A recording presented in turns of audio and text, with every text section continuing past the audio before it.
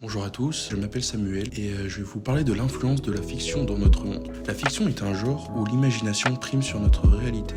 Le pouvoir de créer un monde à notre image. Pour faire de la fiction, il faut faire preuve de créativité afin de pouvoir développer des idées nouvelles. On peut prendre exemple sur plusieurs célébrités, notamment Einstein, physicien théoricien, qui a imaginé ce qui pourrait se passer s'il s'asseyait sur un rayon lumineux. Verrait-il le monde autrement? Ou Galilée, un mathématicien grec qui pensa au fait de lâcher deux objets de matières différentes vers le sol, aurait-il la même vitesse? C'est grâce à leur imagination débordante et à leur regard vers le monde de façon débridée qu'ils font leur renommée d'aujourd'hui. Ce genre qui est la fiction peut retranscrire sous différents supports comme les films, les livres, les photos et plein d'autres. Ainsi, on peut montrer au monde notre façon de voir le monde. L'homme qui est un grand rêveur pensera toujours à ce que le lendemain deviendra. On s'aperçoit vite que certains pouvoirs de la fiction peuvent être réels et pourraient donc nous interroger sur notre propre réalité. Retournons dans le passé pour aller voir Retour vers le futur 2. Avant tout, contextualisons la façon de penser des années 2000. À ces époques, on imaginait les années après 2000 comme le monde du lendemain, où voitures volantes, robots, intelligence artificielle et beaucoup d'autres technologies seraient au rendez-vous. Dans ce film, une scène nous fait de l'œil, avec une paire de chaussures autolassantes, dont le jeune Marty McFly, le protagoniste de cette œuvre, profite de l'ingéniosité. Aujourd'hui, elle existe bel et bien. En effet, Nike en a profité pour créer les Nike Air Mag, qui vient de ce fantasme dont le créateur du film avait imaginé. Un autre exemple comme iRobot, un film de 2004, ne parlons pas de l'intrigue qui est autre, mais du monde dans lequel les robots vivent.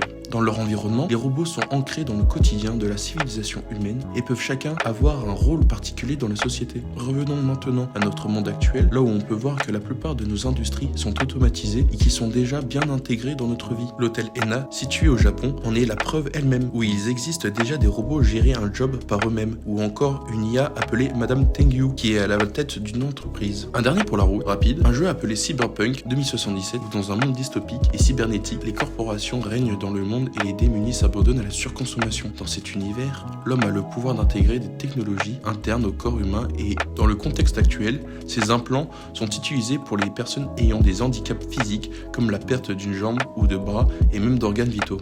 Voir ces innovations montre que la fiction peut aller jusqu'à créer le monde d'aujourd'hui, mais aussi peut nous faire voir comment l'avenir deviendra dans le futur. Dans le cas du jeu cité précédemment, ce qui rapproche le jeu au monde réel est le fait d'aborder des thématiques comme le virtuel est-elle un danger pour notre époque, par le fait de consommer et aboutir à des problèmes écologiques, ou bien le fait de rendre les corporations tellement influentes et riches qu'ils deviennent indispensables au développement de notre monde, mais devient difficile de trouver un bon travail qui rémunère. D'autres idées du futur nous montrent ce que l'humanité pourrait devenir, comme le film de Roland Emmerich 2012, avec un avenir assez pessimiste où le monde est détruit à cause de catastrophes écologiques, ou tout comme Interstellar montre cette facette mais optimiste, mais malgré que le monde soit en déclin à cause de la surconsommation et des terres rendues incultivables, il y aura toujours un autre moyen de trouver une solution pour régler ces problèmes. Un dernier exemple sur un jeu appelé Fallout, où le monde est devenu apocalyptique après une guerre nucléaire. Après avoir vu cela, ces exemples pourraient nous mener à interroger sur notre vision de voir les choses et apercevoir ainsi de ce qui est bénéfique ou non. Maintenant qu'on a parlé d'innovation et de futur environnemental, voyons les côtés sentimentaux de la fiction. Dans le film R, le personnage principal, après des années de mariage, se retrouve seul et dépressif, n'ayant plus le même goût à la vie qu'auparavant. Il installe une IA qui a une volonté propre et entame une relation exclusive avec elle. Cela peut déconcerter certains du fait qu'un homme s'entache à une IA et on peut faire un lien avec notre quotidien. De nos jours, certains n'arrivent pas à s'intégrer au monde actuel, puis vers le virtuel qui les aide à avancer. De façon plus généraliste, on ne le remarque pas, mais inconsciemment, nous sommes attachés par nos appareils, comme le téléphone qui nous accompagne tout le temps et qui regorge de nos informations personnelles. S'il est perdu, on ressent de la tristesse, du dégoût ou bien même de la nostalgie. Mais si on le retrouve, on est content, heureux et la frayeur s'en va.